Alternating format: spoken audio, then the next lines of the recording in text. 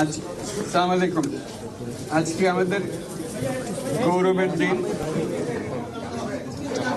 যে যে বিপ্লবের মাধ্যমে বাংলাদেশ আজকে নতুন বিজয় দিবস সৃষ্টি করলো, সেটাকে সামনে রেখে এবং আরো মজবুত করে আমাদেরকে সামনে এগিয়ে যেতে হবে। যারা এটা সম্ভব করেছে, যে তরুণ সমাজ,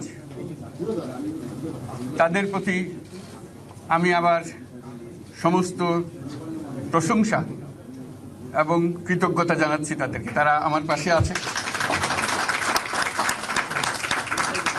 এরা এই দেশকে রক্ষা করেছে, এ দেশকে নতুনভাবে পুনর্জন্ম দিয়েছে এবং এই পুনর্জন্মে যে বাংলাদেশ পেলাম, সে বাংলাদেশ যেন অত্যন্ত দ্রুত গতিতে